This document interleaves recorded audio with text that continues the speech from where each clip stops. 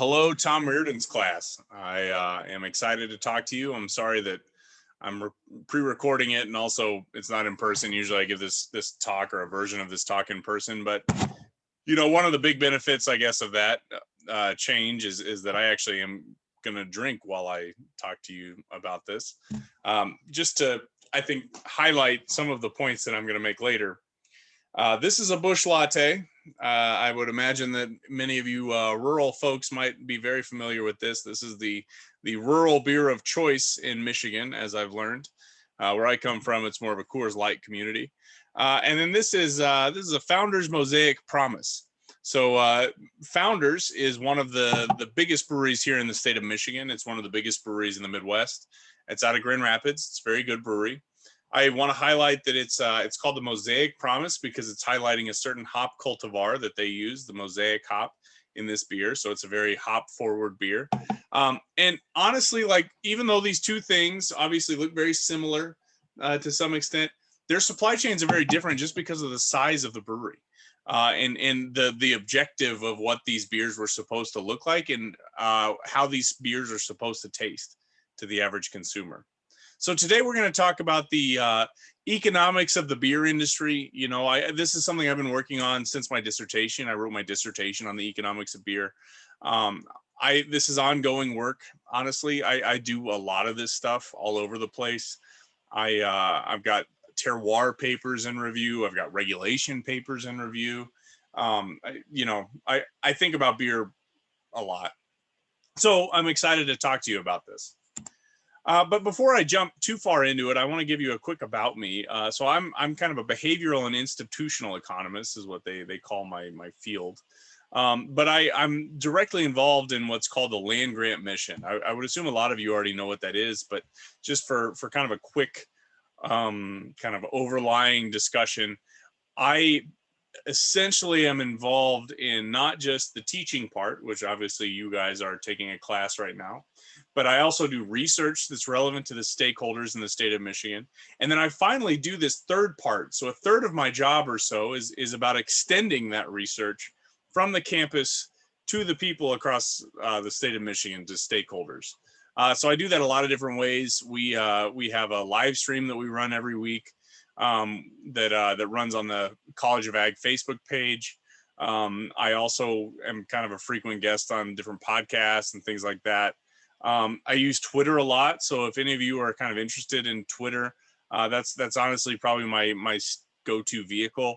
I don't have that many followers, but I have a fair number of followers. But I really try to do my best to engage on things that are very much relevant and specific to stakeholders here in Michigan.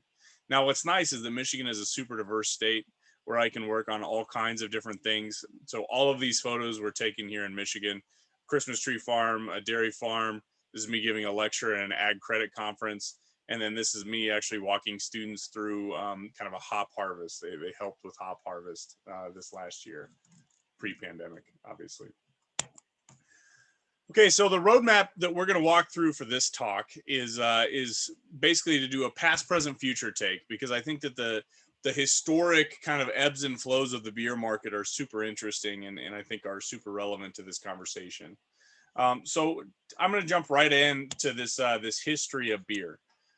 So the economic history of beer, I think, is super fascinating. The economic history is really, there is some debate as to when it began. But the big part that I think is important to remember is that it started before the Common Era, BC, right? So it was a long time coming to have the beer system that we have now. So maybe Egypt, maybe Sumeria, maybe Israel, they say, maybe, who knows. But one thing that I think is probably one of the most interesting parts of this conversation about the development of beer, and if you want to learn more, read this awesome book by Pat McGovern. But there is this conversation that beer might have actually inspired agriculture. And part of the reason why that's so important is because without agriculture, you could not have civilization. Before you had hunters and gatherers. And then after agriculture, you could actually set up some type of a community or a system. And so the argument is, or the conversation is, that really what led a lot of these hunter-gatherer groups to move towards some type of a more stable system was the discovery that different grains, if they were left in a puddle, would ferment and create some kind of fermented beer-like beverage. So, you know, obviously a beer puddle is not anything like what we're drinking now, but there is, I think, this long-term conversation that's super interesting, that without the discovery of this fermented beverage, you might not necessarily have had civilization develop the way that it did.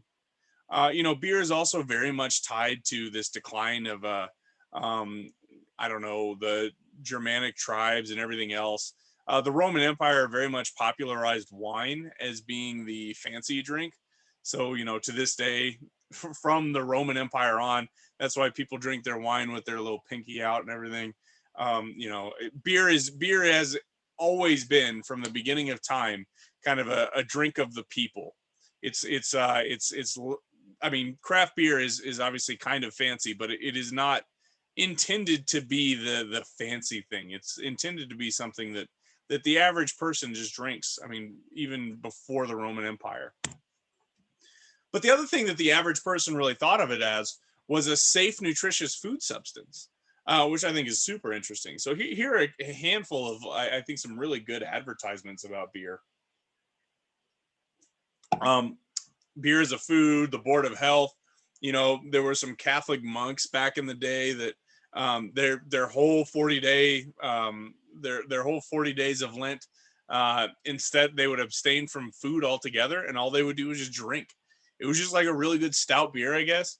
I mean, I haven't had obviously the 17th century stout beer that monks got drunk on for 40 days, but from what I understand, it was a really good beer, stout beer that somehow would keep these folks alive for 40 days.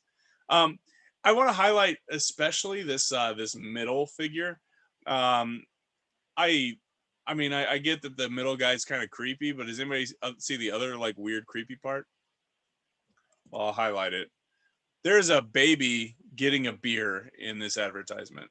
This is you know, 19th century, so long time ago, but they are literally feeding a baby a beer. They're advertising that you should give your babies beer. Okay? And like I get that like the world is super crazy right now and like things are weird and not great and everybody's really tired of everything. But at least we're not putting up billboard advertisements encouraging people to give a baby a beer.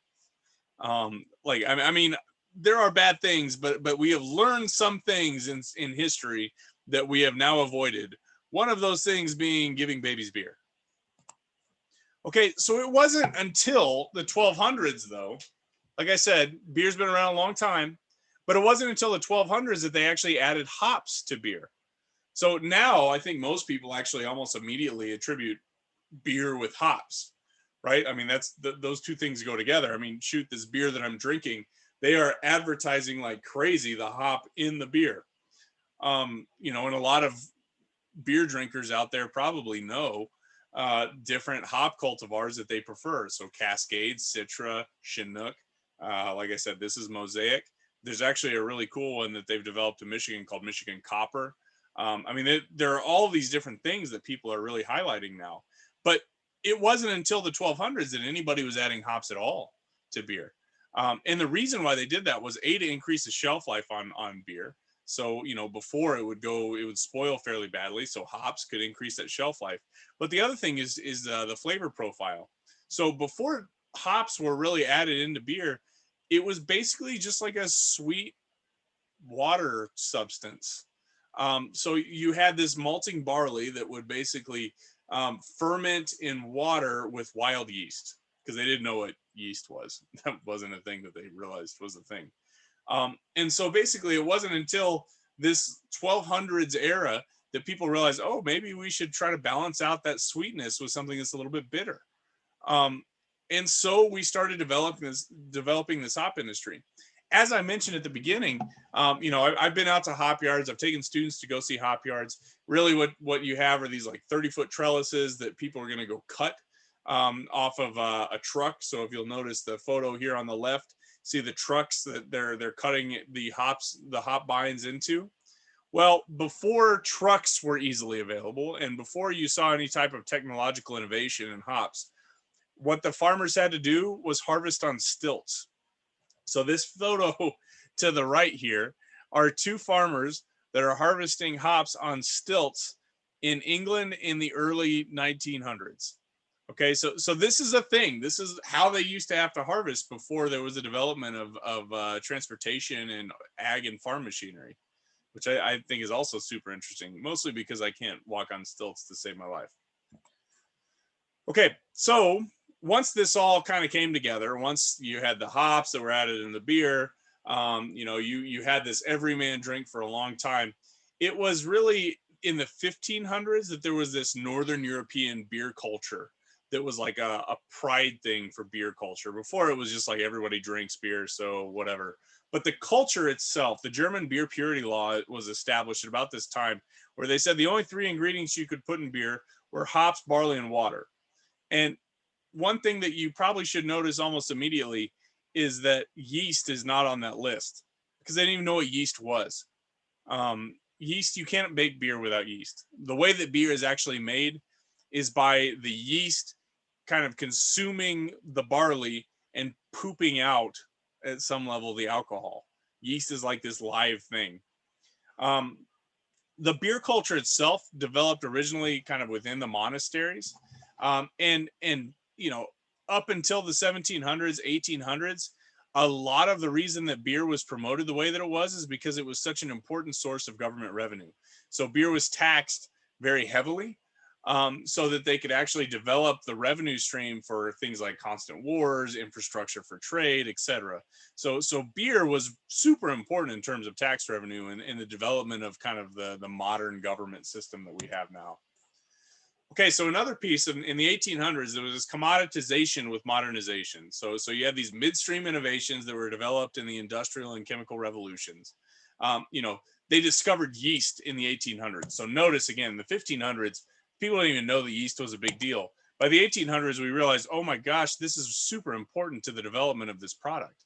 And to this day, the yeast strain that you use really determines a lot of what the flavor profile tastes like. So one of my favorite Belgian beers actually is called Beard Beer from Rogue Brewery, and that yeast actually is cultivated from a wild yeast strain in the beard that was discovered in the beard of the head brewer in Portland, Oregon. It sounds kind of gross, but it also sounds like classic Portland to me. The So another one, Brettanomyces, is like this really sexy yeast right now. So Brettanomyces is all about this very very sour flavor. It's so intense though that a lot of vineyards won't let like brewers that use it onto their property because they're afraid that that Brettanomyces yeast strain is going to get into their wine and completely ruin everything. So yeast was super important and has been super important since its discovery. Also, there were these other very important innovations that were developed during the Industrial Revolution. The steam engine, refrigeration, glass bottles, all of these things didn't exist. So if you think about like what beer used to look like, a lot of you just think that beer used to be like this and then this came along. But actually what happened was much more complicated than that. What really happened was that you had a bunch of kind of this, and then this was the cool thing in the 1800s and 1900s, because all of a sudden you had a standard product. Before this moment, you didn't have a standard product. You didn't know what Budweiser was going to taste like because you maybe had never heard of Budweiser unless you've been in St. Louis. You didn't know what Coors was because you maybe had never been to Denver. And so this was a huge leap forward in our ability, glass bottles especially. So to this day, people think about glass being the fancier thing, right, to cans. Now we have really good modern can technology that I would argue that cans are better for beer than glass. But at this point in time, glass did not give you that tin flavor in the beer. And so the glass bottles really took off as in a way to keep the consistency of this Busch Light. Now, one thing that is amazing about this Busch Light, anybody want to think about that? Like, I mean, just take a second and think about how crazy it is that there are thousands and thousands and thousands and thousands of barrels of this. There are so many, there are millions of Busch Light cans all over the place. And you probably know exactly how it tastes no matter where you are. It's going to taste pretty dang close to the same. Now, the craft guys, they actually capitalize on the fact that their beers don't taste the same. But it is really fascinating from an operations management perspective that you can drink a Busch Light in Oklahoma, Kansas, Missouri, Michigan, New York, Mexico, and it's probably going to taste about the same. That is amazing. And that was not something that we actually had in the world until the 18 and 1900s. Okay, so part of the deal with this change was this move toward commoditization. So commoditization is this idea that really what we're trying to sell isn't a differentiated product like my founders. Instead, what we're trying to sell is a standard lager pilsner that really will appeal to the masses, that everybody will like. Really emphasizing on the consistency, the control, the quality.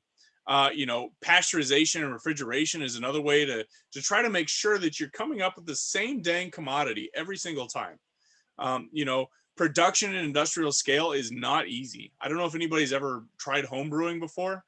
Home brewing is not easy when you're doing a 5-gallon bucket, but it's a whole different ball game if you're trying to do a 5 million barrel bucket. Okay, so it's a different ball game. And so this step in the 1800s is monumental in the way that people deal with beer and honestly more broadly food. Bird's Eye is a really important name if you go back and look at that era. Another really important name if you go look at Kellogg's and Post. All of these things were developing at about the same time with this goal of trying to create commodities, trying to create things that people could have now and later. Okay. So here we step into the 20th century. All right. So Budweiser is kind of infamous or world famous for a lot of things. If you ever want to read about a really sad family, either read about the Coors family or the Budweiser or the Busch family. Really sad stuff, really interesting. But they were really the big players of the 20th century in the beer economy in the United States. Okay, so Budweiser, where there's life, there's Bud. There are all these advertisements out there about beer. I want to highlight this though. For a long time, throughout the 20th century or early 20th century, beer was really, really, really marketed just to men.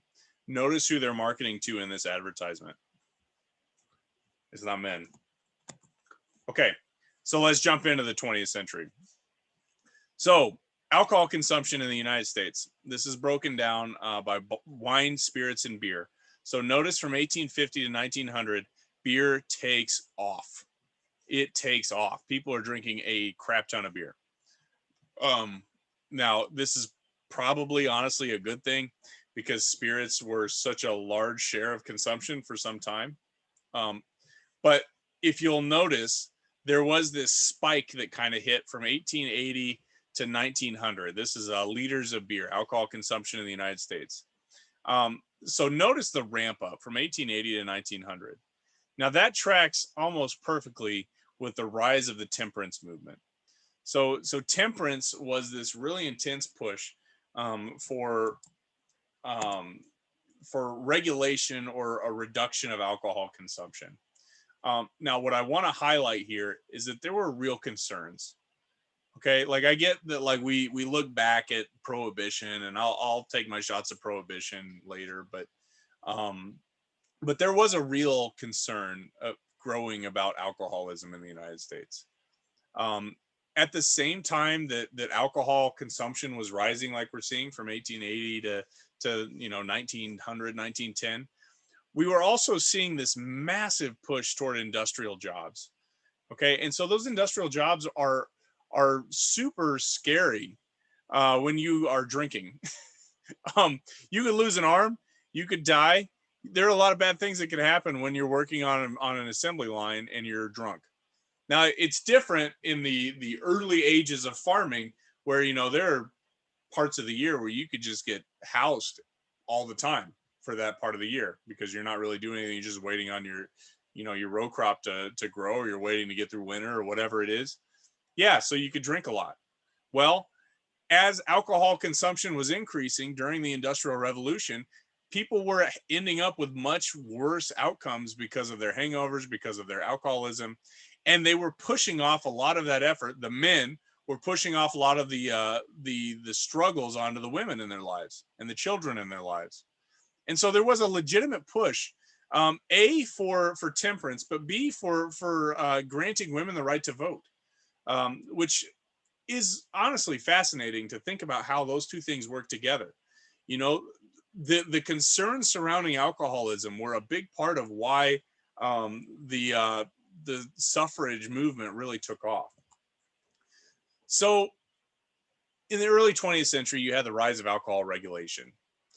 So there was this dichotomy that people would throw out, basically saying that it's wet or dry. Either you vote for alcohol or you vote for the children, and so there was this push that ended up ultimately creating this decline in alcohol consumption in the United States.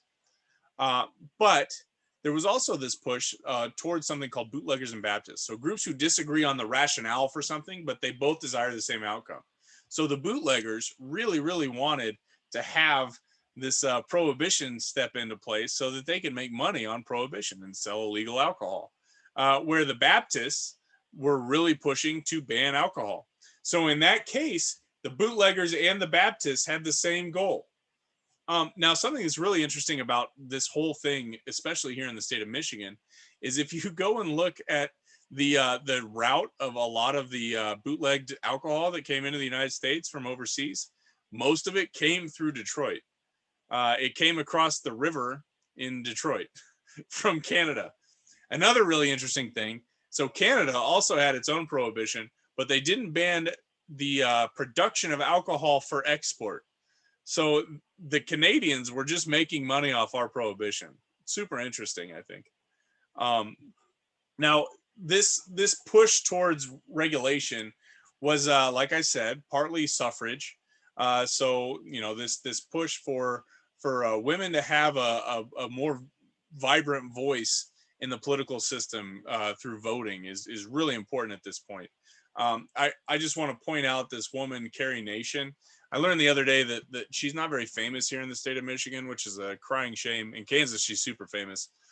Carrie Nation was famous for pushing for prohibition and suffrage together, and saying that Jesus or that God would speak to her and tell her to take her hatchet into bars all across the state of Kansas. She was actually from Kiowa, Kansas, which is where my mother lives. And so like that strip where the bar was that she originally broke up her hatchet with is was in that town, which I think is super interesting. But she went viral basically for all of her antics.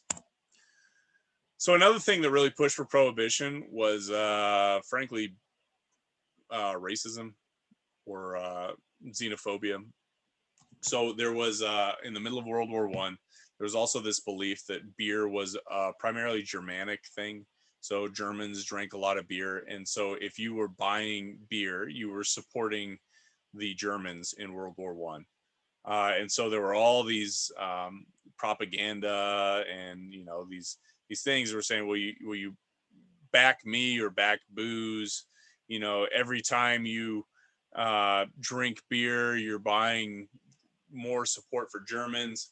If you go back and read like the family history of the Bush family, they were obviously very connected to Germany, and there was a lot of sad stories involved with the Bush family being caught in the crosshairs of really American politicians trying to score points with their voters by targeting the Bush family to show how anti-German that politician was.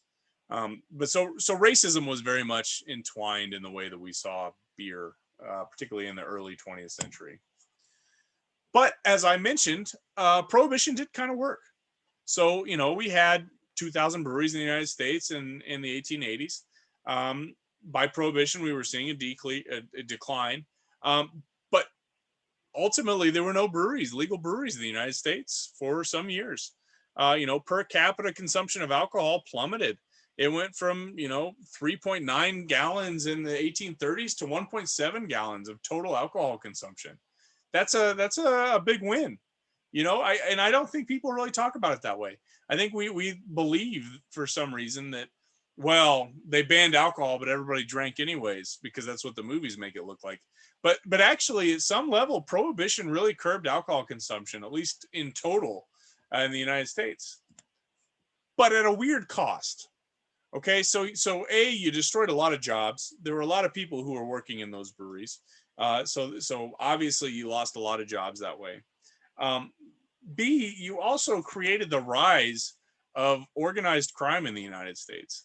There were already kind of small time crooks and stuff all over the place. But if you ever want to read a really interesting book, go read The Five Families, about how the New York Mafia was developed. And most of that development really spurred from prohibition and from people trying to take advantage of these ill-gotten gains associated with bootlegging. And so, yeah, there was a benefit to prohibition. People drank less. Not everybody. Some people drank more, honestly, but on average, people drank less in the United States, and yet there were these negative outcomes. Which leads me to, I think, something that maybe is important to point out at this point. So we banned alcohol altogether. This is a medicinal liquor. So if that sounds familiar, it's because it's a lot like our medicinal marijuana, right? So there was this allowance for prescribing liquor for different um, medical issues. So they would say, well, I'll prescribe you, you know, a pint of whiskey a week or something. And so the pharmacist could get away with that.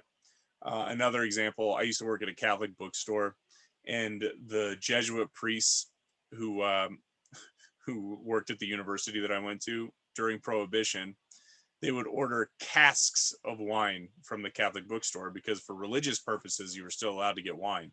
So like they would basically just like have mass clearly way more than they should because casks of wine is a lot of wine to go through for a Catholic mass. But you could get away with it.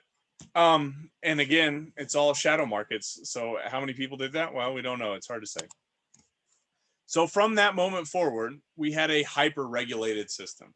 So once we repealed prohibition, we basically started trying to set up these regulatory constraints on how the system could work.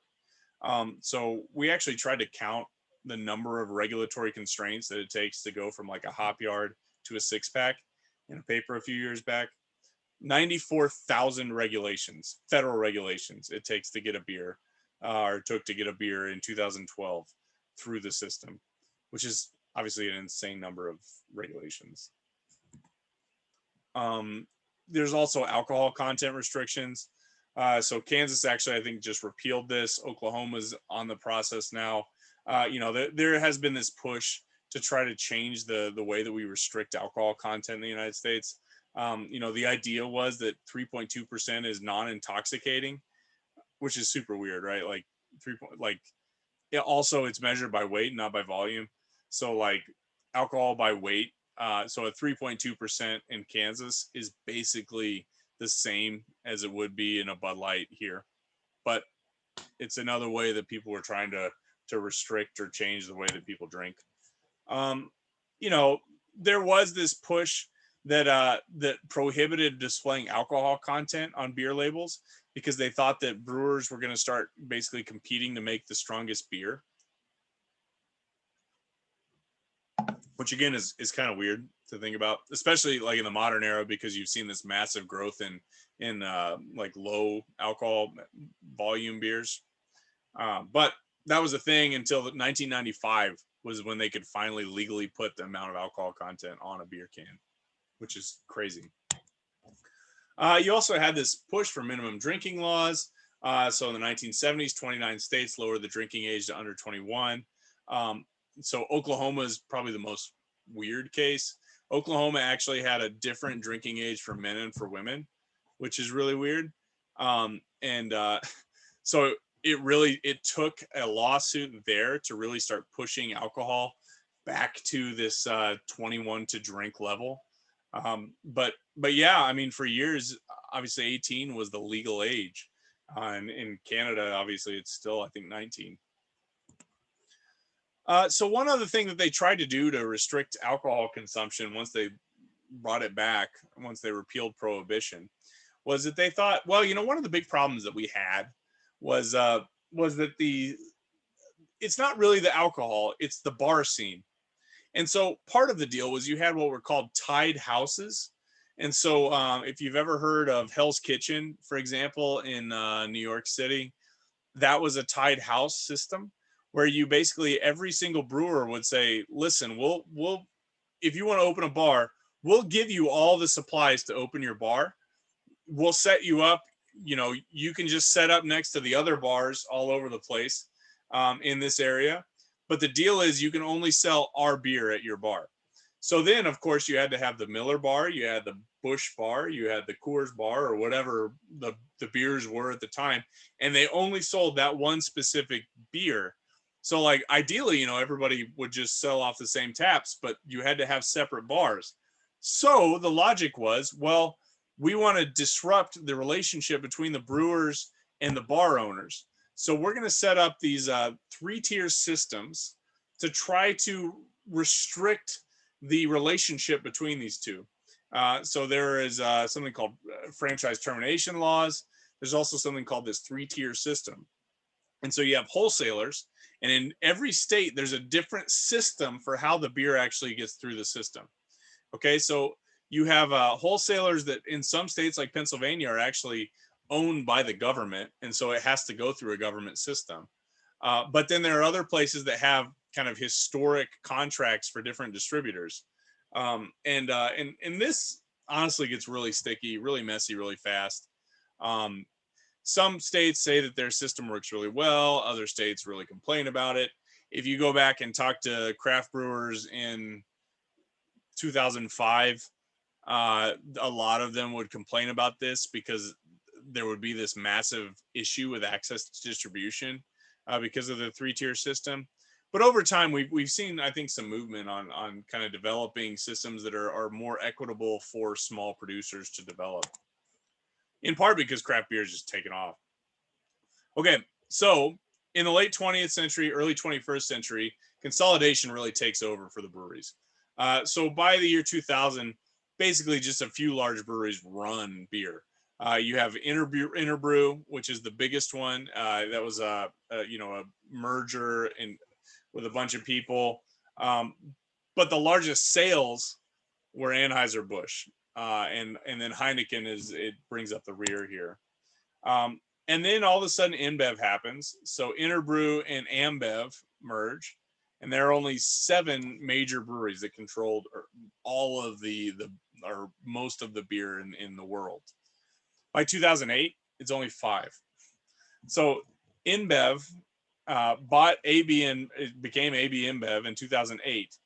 And it accounted for 25% of all of the world's beer came from that one company. So as things moved on, 2015 happened, and then there were only 3 major holdings. And in 2016, AB InBev and SAB Miller combined and became 30% of global beer, which is just incredible to think that like a third of the beer in the world comes from one company. But that's how it works.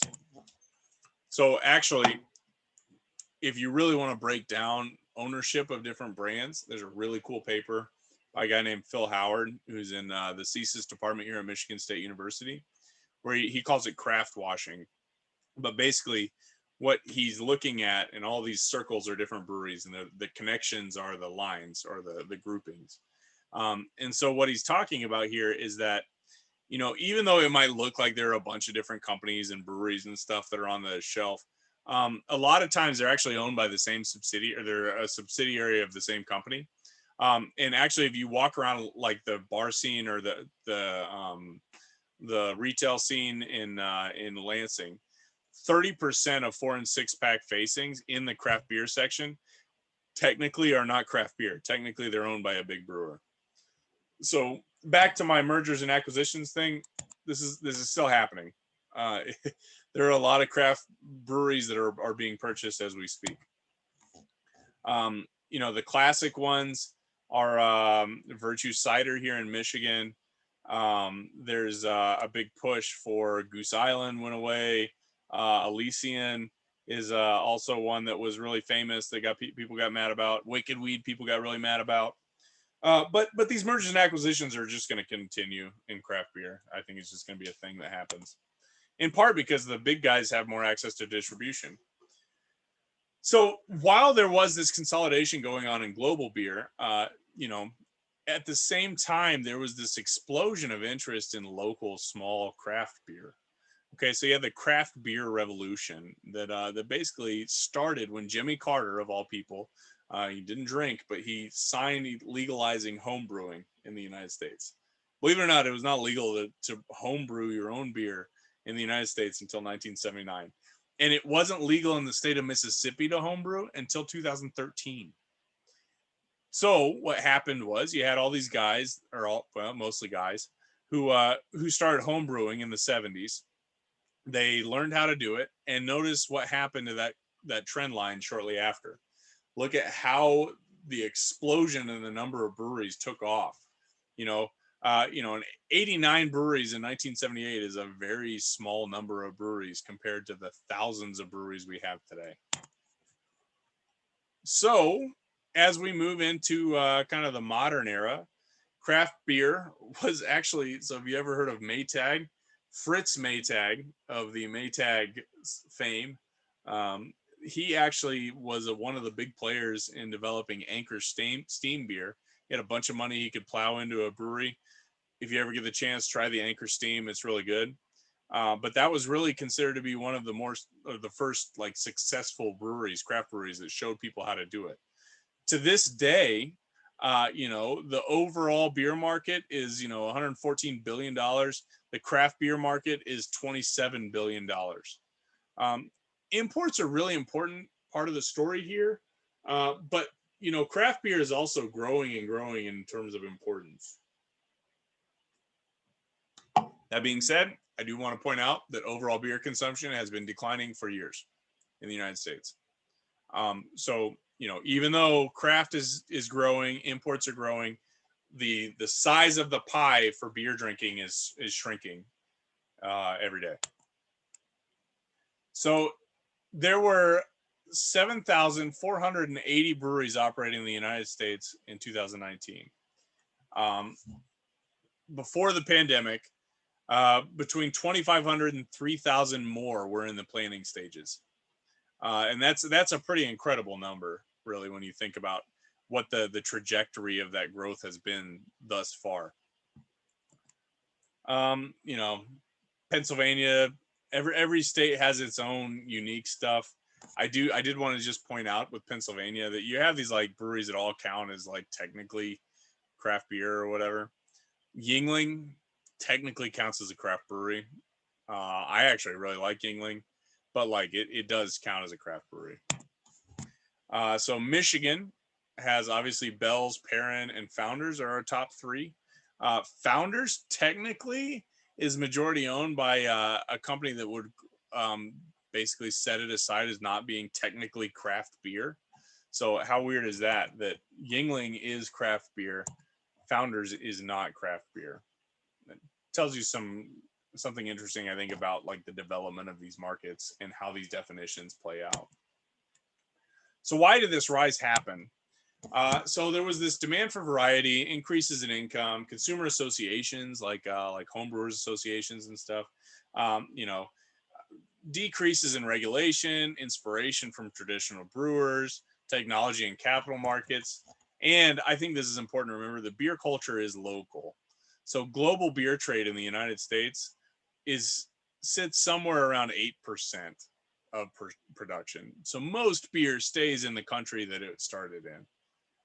And that's, global beer trade has increased over time, but all in all, that's still a pretty small amount of beer. So I think it's important to remember that beer culture is still to this day a very localized thing.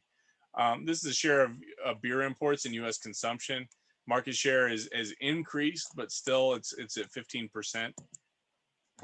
this is a cool map of tweets about Coors Light, Busch Light, Miller Light, Bud Light, etc. So apparently Michigan is mostly a Busch Light community, Busch Miller Light community. Like I said, my family's more like Coors. I'm from like Kansas, Oklahoma, so that matches up almost perfectly. So I think it's just important to remember that even with your kind of basics, you still have these cultural differences. All right, so where is the beer headed? So U.S. consumers are going to continue to substitute away from beer. I think it's just going to happen. We've seen this kind of explosion in the like home beverage area, but like I think ultimately consumers are still looking for something that is maybe not the standard beer. We're going to see a declining beer market even throughout the pandemic. Honestly, we saw that happen. You know, for as much as people wanted to talk about how like retail sales of beer have skyrocketed or whatever, yeah, but bar sales of beer have been like flat. And so, I mean, you're not making up for the lack of drinking at bars with the home drinking, um, believe it or not. This is global alcohol beverage sales. Obviously, beer is still a really big deal, but I'm anticipating that it's going to be less of a big deal as we move forward. You know, people were already substituting away from it anyways, so I think this is just interesting data that by gender, beer as a preferred drink for men and women decreased significantly. For young people, especially, there was this massive change where 30% drop in 18 to 29-year-olds who said that beer was their favorite beverage in 2013 versus in 1994. And that trend has continued. So a lot of people are just not drinking beer like they used to. So this is also something that I think is super interesting and really, honestly, really important for y'all as students to hear. So I think the U.S. consumers are going to continue to substitute away from beer, but I also think U.S. consumers are going to continue to substitute away from drinking. So this is the average number of drinks per capita consumed in the past week. And this is obviously before the pandemic and whatever. But the top decile of drinkers, so the top 10% of drinkers in the United States, were drinking 74 drinks a week. A week. That means they were having more than 10 beers, 10 wine drinks a week. It's a lot. Or 10 a day, sorry. That's 10 a day drinks. That's a lot of alcohol that the top 10% of Americans were drinking. Now, I want you to notice the bottom to the sixth decile. About 60% of Americans drink less than one drink per week. Okay, I want to say that again. 60% of Americans drink less than one drink per week. And 40% of Americans don't drink basically at all. It's not a thing they do. So anytime you're out hanging out with friends or whatever, and you like feel the pressure to drink or whatever, I really want to just highlight that like half of Americans have less than a eighth of a drink per week. Okay, so you're not alone by not wanting to drink. You are actually, frankly, the norm in terms of Americans, which is just very important. Important for you to remember. So I think that there are also interesting alternatives that have developed. So hard cider is one that I think people are talking about for a while. Hard cider markets aren't in as good a place now, but there is some interest. This is me at a hemp farm, a couple years ago now, and the hemp farm was really, I think, an interesting story about CBD growth and interest in CBD markets. THC is a really important one. What's going to happen to the marijuana market here in Michigan? This first year of recreational marijuana has just seen explosive growth in that industry. So I think we're going to see people substituting away from alcohol towards maybe cannabis. You have White Claws that have really taken off. I don't understand it. I think they're terrible. But White Claws are really, I think, trendy right now, and it looks like that's a trend that's going to stick around. So that's going to eat into beer markets. But again, ultimately, younger people are just not drinking like they used to. So if you look at the amount of alcohol that millennials, my generation, drank at my current age or at my college age relative to what the baby boomers drank, we drank significantly less at that same age demographic. If you compare Generation Z to the millennial generation, you will also see the same thing. The Generation Z drinks significantly less than millennials did when they were at the same age. So we're seeing the substitution away from alcohol. Actually, we're also seeing the substitution away from sex, believe it or not. But we're seeing a massive spike in video games. So, but you know, I think we're going to keep seeing that. I think people are going to be looking for things that aren't alcohol to keep kind of connecting with each other in other ways that aren't necessarily alcohol induced. So the next thing, and I get that my beer culture as local thing is maybe not 100%, but beer is going to go international more than it already is. So this is a share of or the percent of beer in total alcohol consumption across different countries. So if you'll notice, you have like the bottom lines there are the traditionally wine drinking countries. So Italy, Argentina, Spain. In your mind, I think you usually assume that they're wine drinkers, and then Ireland, UK, Belgium, those are your beer drinking countries. But notice how over time, while that might have been true in 1960, there's been this obvious convergence that's happened in terms of share of alcohol consumption. So notice that like at this point, Italy drinks a fair amount of beer. And actually, believe it or not, Spain drinks more beer than the UK does in terms of share of total alcohol consumption. So we're seeing some really interesting trends that are really, I don't know, extending past these historic lines. So this is another like a kind of a prediction of compound annual growth rates. So this is what we're expecting, or what you might expect for these countries in the long term. So the size of the bubble is the market volume, the current market volume, and then the annual growth rate is the expectation over time. So notice that the United States and China are not really expected to. The annual growth rate isn't that big, but places like Turkey, Mexico, South Africa, the Philippines. I mean, the Philippines are predicted to be this huge market growth opportunity. So there are all kinds of opportunities internationally for this movement in the beer market toward something that maybe resembles more of an American system. I've got a former professor who spends a lot of time in the Philippines. He raves about the craft beer scene in the Philippines. So it's moving everywhere. It's even though the United States really was a pioneer in the craft beer movement, if you go talk to different hop growers, they're really finding key markets in Eastern Europe, where Eastern Europeans are starting to look for American hops to develop their own craft beer scene. So this is all really exciting from an international perspective, because the trend or the story that I told you about the United States, I think, is consistent across countries. So in the craft beer scene, I think that hyper localization is probably going to be a thing. Now, what do I mean by hyper localization? We're already at localization. Well, I think terroir is going to be a story. So terroir is this idea that where you grow things influences how that thing tastes. And so, with craft beer, you've seen this push towards like, well, is it local? Is it a Lansing beer? Is it a Detroit beer? I live in Mason, Michigan. We've got our own brewery, so I prefer our brewery. There's this hyper localization that's happening.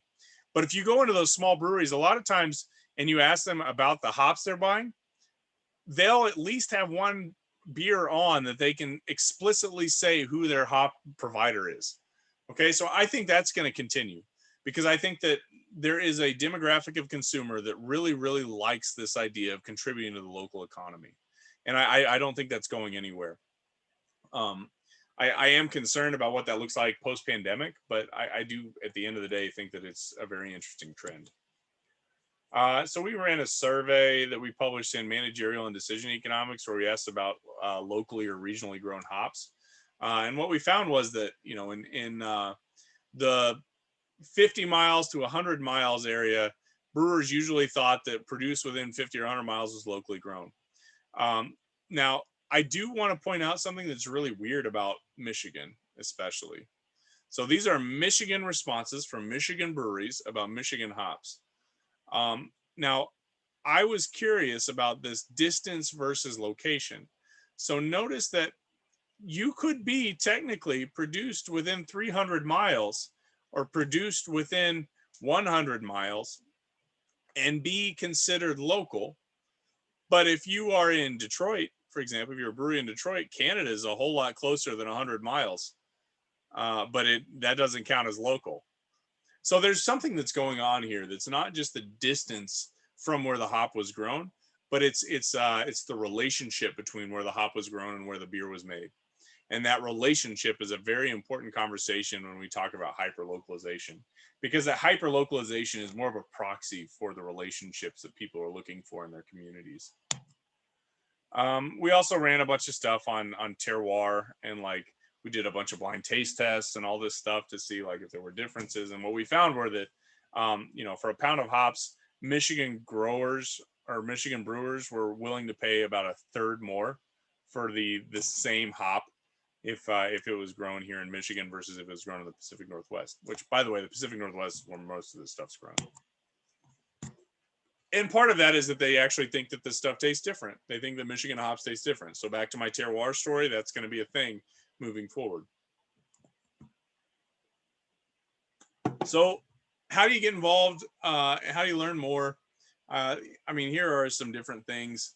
Like I said, I tweet a lot, and I'm pretty connected to this world. So if you want to learn more about who to talk to or who to pay attention to, just reach out. I mean, here are a couple names. Bart Watson is really the end all be all. He's the chief economist for the Brewers Association in Colorado. But there are also a lot of other groups. So something to think about. Now, the last thing that I wanted to really touch on is the pandemic. So what does the pandemic do to the future of alcohol? Um, I honestly, I think that the pandemic. I'm just gonna shut off my share. I think that the pandemic really is going to facilitate or increase the trends that we were already seeing. So one of the big trends that I think we're going to see more of is this hyper localization, support your local economy thing. So I think the craft breweries that really have developed a relationship with their communities are going to survive, and they're going to be really interesting. So there are tons of breweries out there that have used social media in a way that they can do releases of special beers, and they can make a lot of money literally by just doing a one shot release and then getting people to come buy it and then drive home and drink it at home. Now, I am not as hopeful for maybe some of the mid-sized breweries. I think that they're really in the toughest spot because they were expecting this growth trajectory of alcohol consumption. Think about at the beginning of this pandemic, St. Patrick's Day was right around the corner. March Madness was right around the corner. Opening day for baseball was right around the corner. All of these things that we were expecting on having these big celebrations just didn't happen. And even now, it's football Sunday. It's all empty stands, and there's a lot of beer that gets drank in football stadiums. So I think there is a concern there about what the future of the market is going to be. I think that we're going to see it constricting. Like I said, it was already constricting, but I think it's going to continue to shrink. I also am a little bit concerned about the labor side of this. So there is I think a limitation on what public policies we've already set up and provided for small businesses, especially craft brewers. And so honestly, I think there needs to be another relief package in a hurry to try to buffer some of these big losses for small craft breweries that we're planning on growing that obviously are not currently growing. I also am kind of concerned about the international supply chains that have been developed over the years. So, if you're a hop grower and you're trying to develop a relationship in Eastern Europe, this trade war stuff gets really touchy for what you can and can't do. And even if there is a way that you can sell it, that's a whole lot of extra paperwork for you to figure out in the current moment. So, I think there are a lot of headwinds, but I do think that one big benefit is that people tend to be moving toward this belief that you should drink better and drink less. So really the winners in that drink better, drink less movement are going to be things like this Founder Mosaic Promise. The losers might be in terms of volume, the Bush Latte. So the Bush Latte is a fine beer, but it's one of those things that you could drink like five. The Founder's Mosaic Promise, you can't drink five without really feeling it. So I think that the volume side of things is going to be really interesting to follow. But all in all, it's a really interesting industry. It's got a lot of international implications. The import side of things are way more important than people talk about. But I think that we're seeing some really cool stuff going on. Well, thank you very much for letting me present to y'all. I know that it's kind of weird doing a pre-recording, but if you have any questions, like I said, feel free to reach out. So my name is Trey Malone. I'm an assistant professor here at State. Like I said, I'm on Twitter. Feel free to tweet at me if you want to, or email me or whatever, and we can connect and talk about beer or talk about other things in Michigan agriculture. Take care.